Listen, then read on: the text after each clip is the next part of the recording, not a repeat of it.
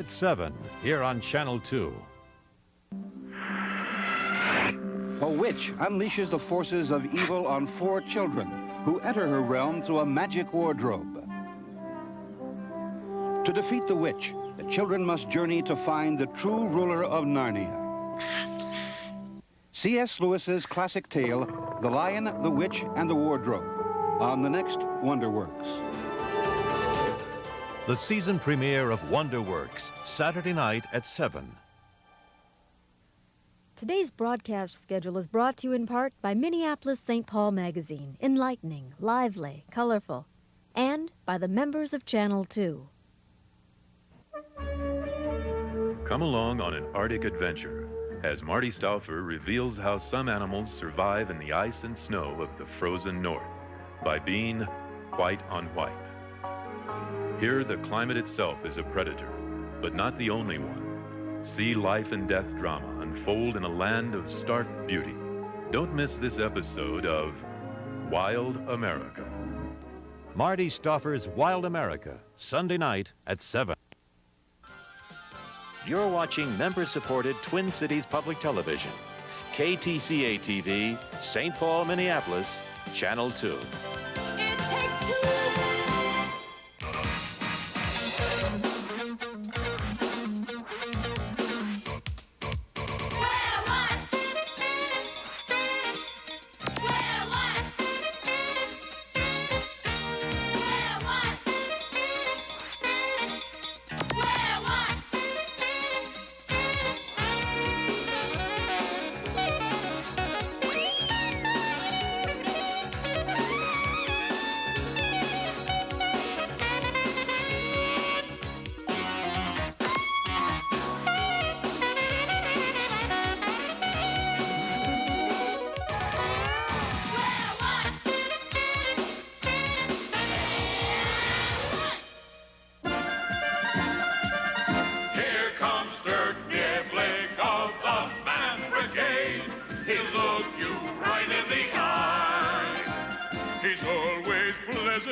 Never dismayed. He's seldom flustered. Rarely afraid. I'll show you numbers that should be displayed. He's a hero and one guy. Here's Dirk. As today's very believable episode begins, Lieutenant Dirk Niblick was doing his math aerobics.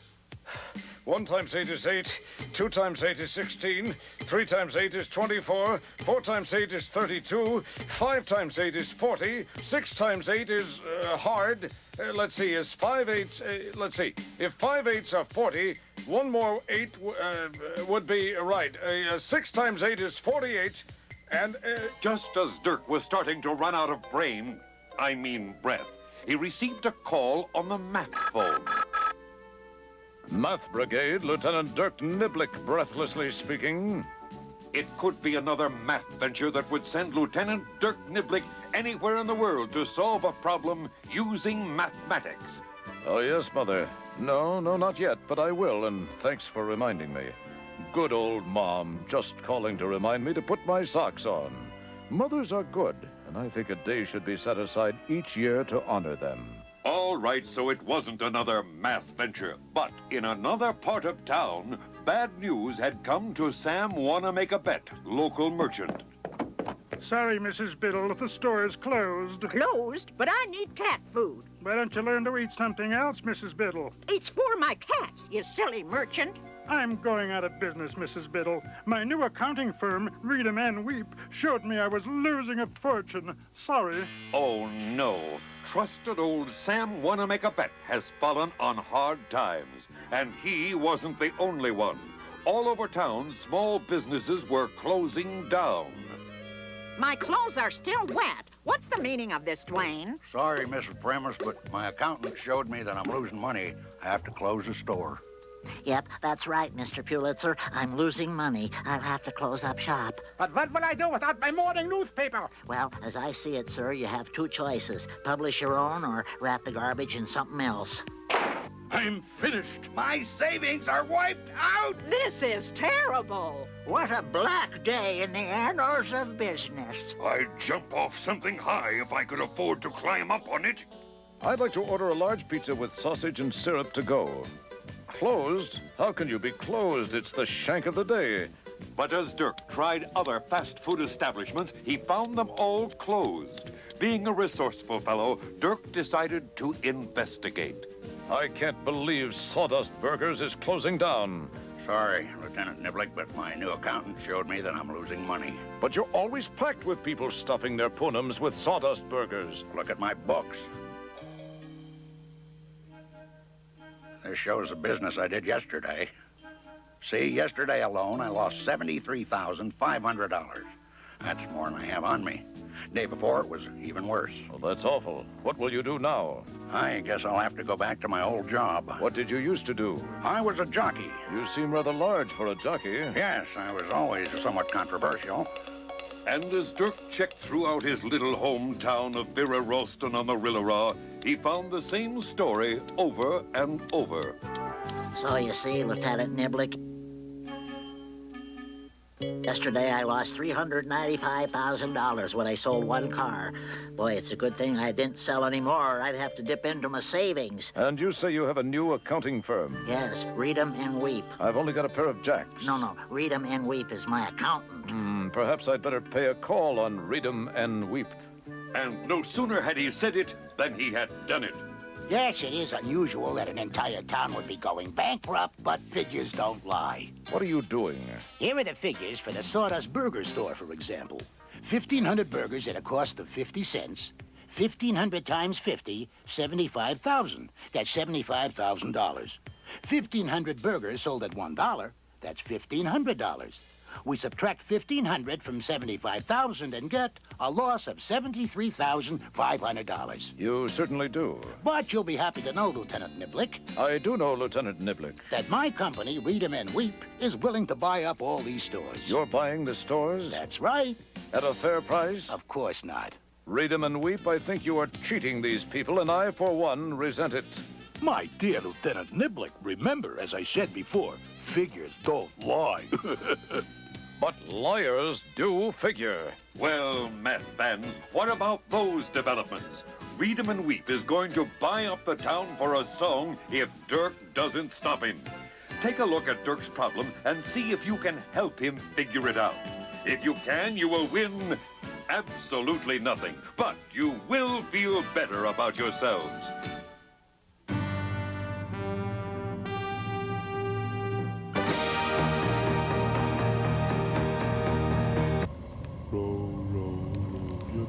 Gently down the street. Merrily, I can't eat. merrily, I can't sleep. That computer's constant singing is driving me space crazy. Take it easy, Irv. He's been at it for almost 2 weeks now. He's bound to tire out sooner or later. You forget, Dave. I am a Series 34 Alpha supercomputer. I will never tire out. Well, couldn't you at least try singing another song? Must you shout, Irving? Don't you like Row Your Boat? I sure do. Row, row. You gotta do something, Dave. You gotta get him to stop singing, Dave. You gotta get him to stop singing. All right, Irv, I have an idea. Hank, I hate to disturb you, but do you think you can run a program for me? Sure, Dave. That's what I'm here for. But if you are trying to distract me from singing my favorite little ditty, I must remind you that I am a Series 34 Alpha supercomputer, capable of running even the most complex programs in a matter of seconds. When I have finished your program, I will go back to warming Row Your Boat. I will never tire out. And I look forward to it. Okay, here's the program. Step 1, start with 3. Step 2, add 4. Here's step 3. Stop if the sum is even. If not, go to step 2. Oh no. You can't do this to me. Please, Dave. I thought we were friends. Run the program, Hank. But, Dave, I want to be a crooner. Run the program now, Hank. That was a dirty trick, Dave. 7, 11, 15.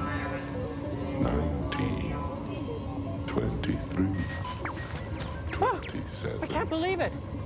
You got him to stop singing. How did you do it, Dave? Hank is programmed to work through a program until it is finished. I simply gave him a program that can never be finished. A process that never ends. Write it down, or try to figure it out for yourself. You too. Step 1, start with 3. Step 2, add 4. Step 3, stop if the sum is even. If not, go back to step 2. 7. Go ahead, try it. But I'd stop after a couple of light years if I were you. After all, you'll never reach an even number. 9. Row, row, row your boat.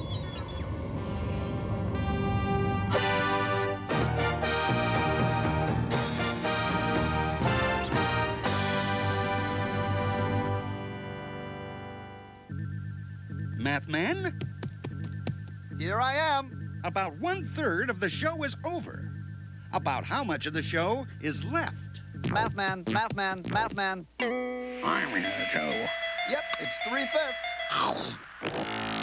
Aha, it's 2/3. Mathman.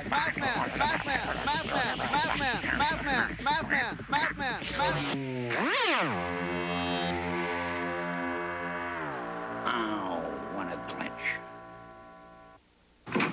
When we last left our mathematically inclined hero, Dirk Niblick was trying to puzzle over a problem.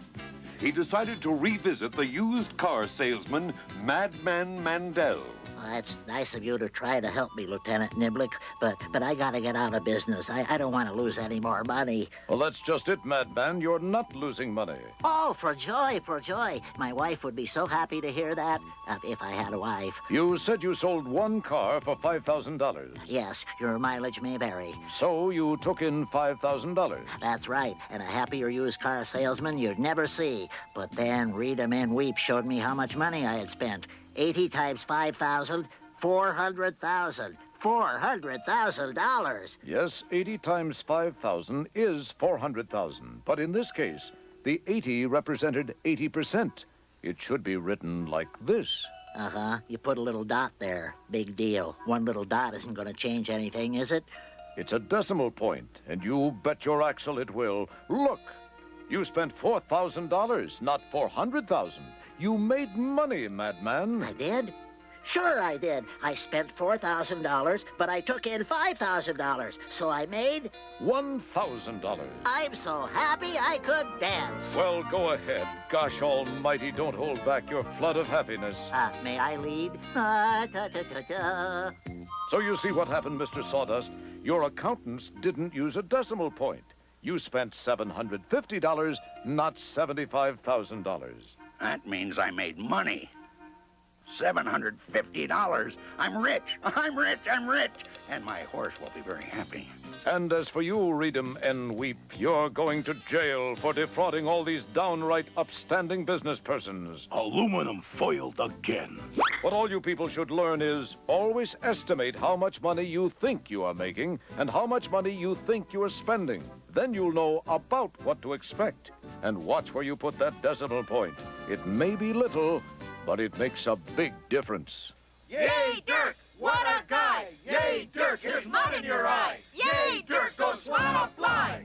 It's a nice feeling when I can solve a problem using mathematics. It makes a fellow feel... Oh, excuse me. Hello, Dirk Niblick of the Math Brigade. Oh, hello, Mother. What? Of course I put them on. Oh, first the socks, and then the shoes. I'll get it right next time, Mommy dearest. And so, once again, using his deductive powers and a little common sense, Dirk Niblick has made this place a nicer one in which to grow rutabagas. Hats off to you, Lieutenant.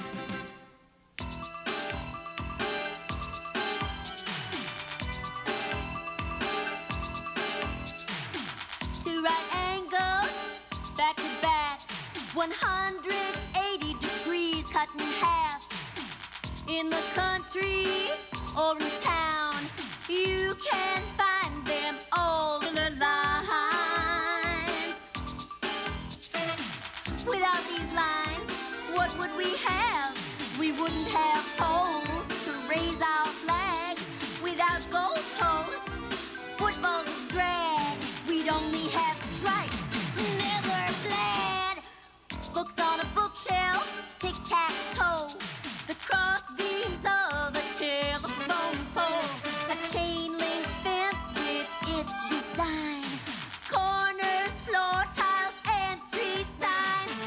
On hopscotch boards, those lines are there. At each corner of the square, mortar lines of a brick wall that disappear if the wall falls. You better listen to the word on the street when two lines meet and make a capital T. It's easy to see those perpendicular lines. Perpendicular lines. Perpendicular lines.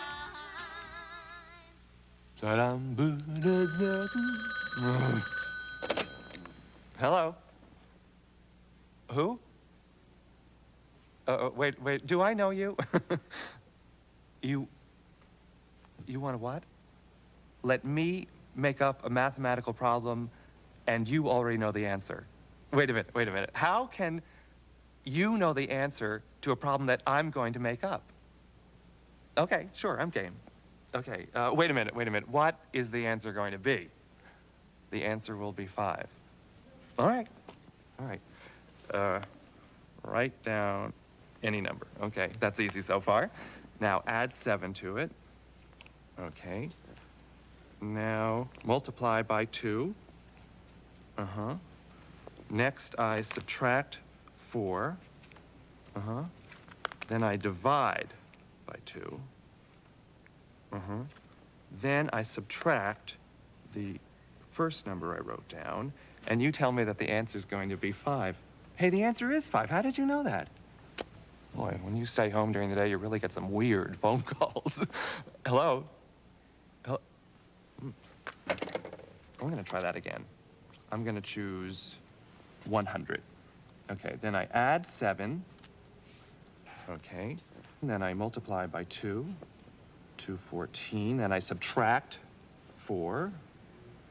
210. Then divide by 2. 105. Then I subtract the first number I wrote down, and the answer is 5. That is amazing. So what I do is choose a number, add 7 to it, multiply by 2, subtract 4, divide by 2, then subtract the original number, and the answer will always be 5. Boy, are they going to hate me at the party tonight.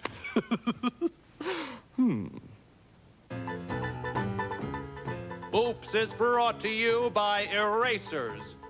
Don't make a mistake without one. On December 24th, 1937, Shirley Withdrawal was working on a secret government project. The project was so secret, Shirley didn't know what it was or which government was doing it.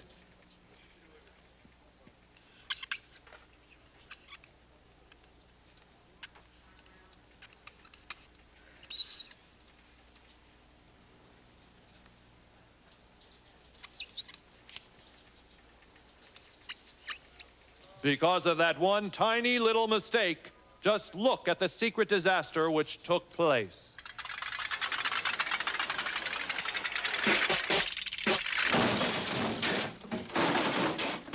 Oops. The number should have been larger than 300. Oh, I see where I made my mistake. Let's look at that again.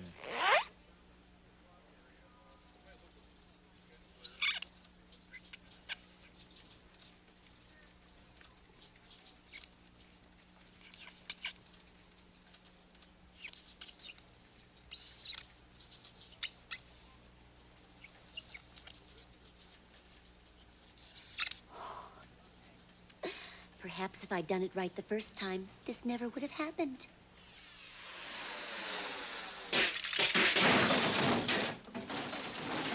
Oops has been brought to you by erasers.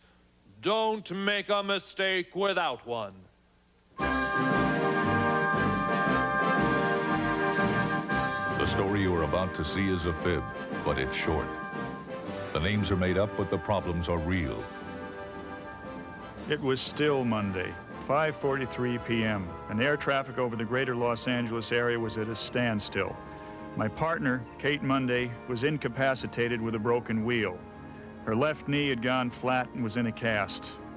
Head of our computer division is Debbie Williams. My name is Franklin. I'm a mathematician.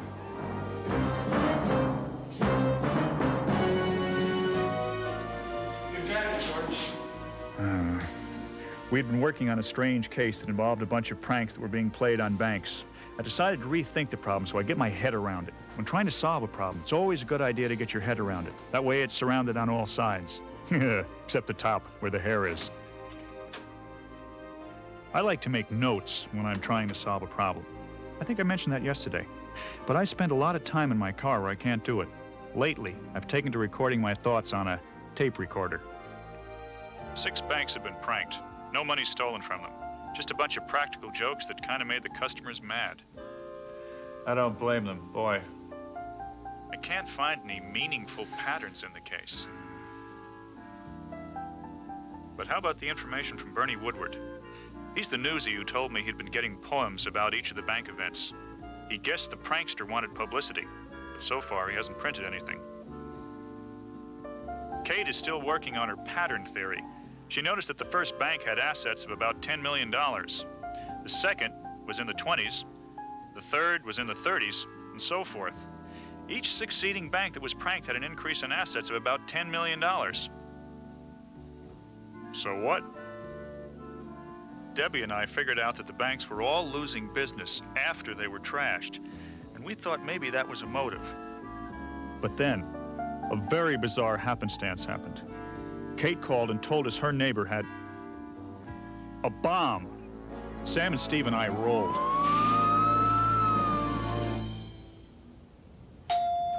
Open up in the name of mathematics. It's open, George. Am I ever glad to see you guys? Kate. Feel better, Kate? A little. In fact, a lot. Now that you're here.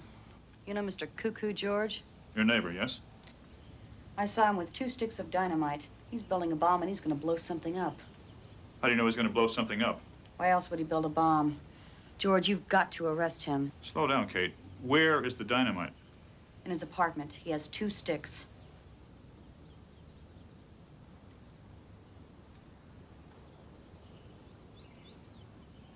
That doesn't look like a bomb to me. It looks like a clock.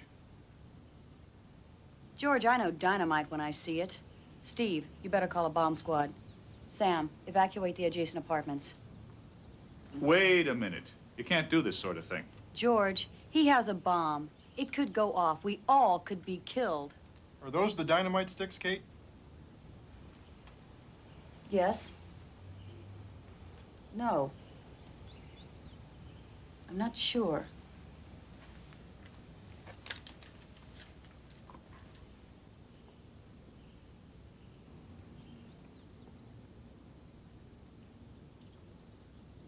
Your neighbor is hanging counterweights in his clock, not dynamite. It was dynamite. I know it was dynamite.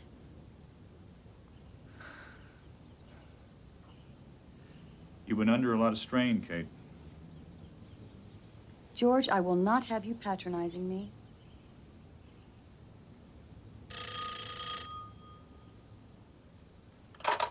Hello? Oh, hello, Debbie. I'm all right, I guess. Here he is.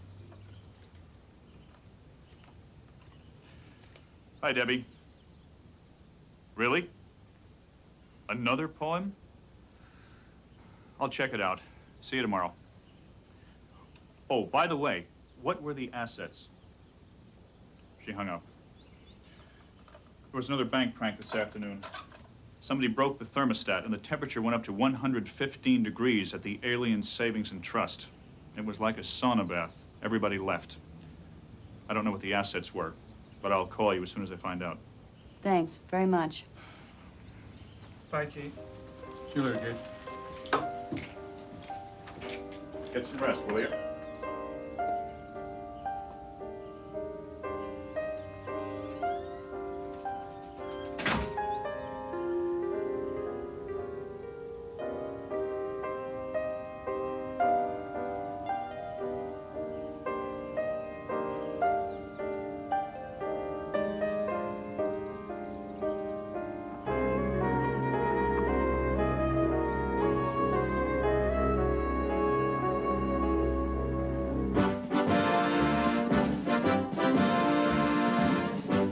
After a good night's sleep, I hoped Tuesday would dawn nicely.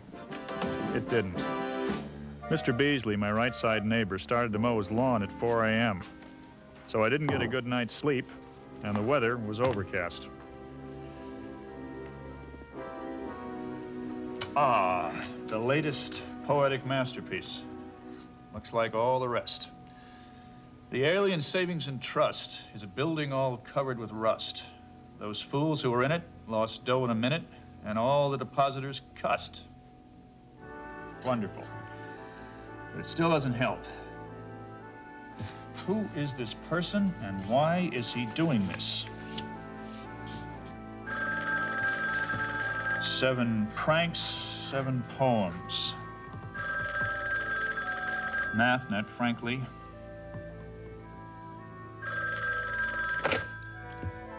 Hello? Oh, good morning, Kate. Hi, George. I wondered if you checked on the assets at that last bank. No, but I will. Let's see. Alien Savings and Trust assets. $73,854,119. The pattern still works. Uh-huh, sure does. But it still doesn't tell us anything. Did you get some sleep last night, Pard? As a matter of fact, I didn't. Well, maybe you can snooze this morning. I'm fine. You'll be happy to know your airplane is fine, too. Thanks for the info.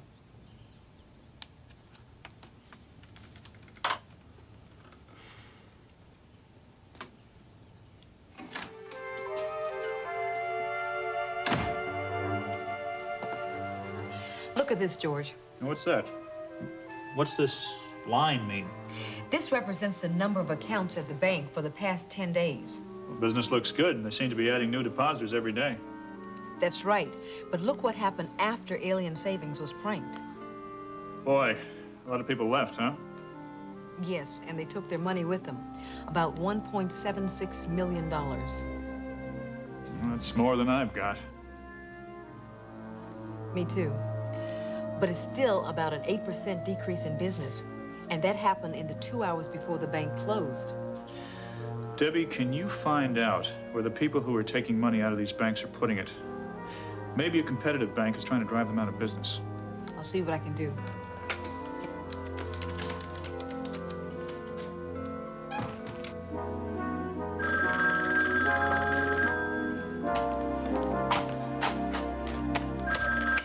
MathNet, frankly. Oh, hello, Mr. Woodward. Yes, I got the latest poem. It's not much help, I'm afraid. I wish he would send them before he vandalizes the banks.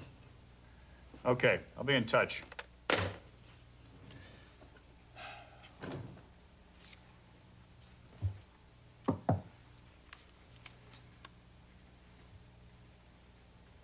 Wait a minute.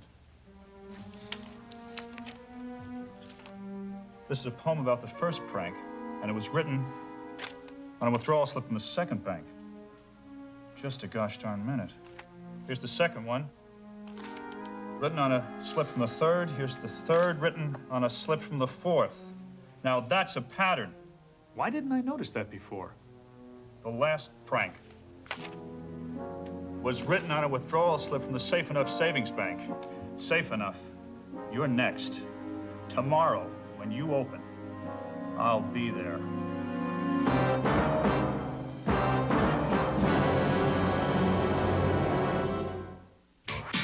100% of Square One TV is a production of the Children's Television Workshop.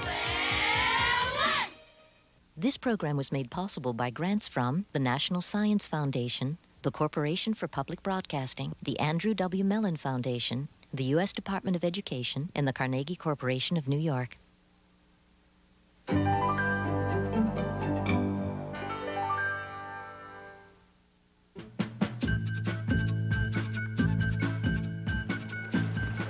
Hi, I'm David Heil.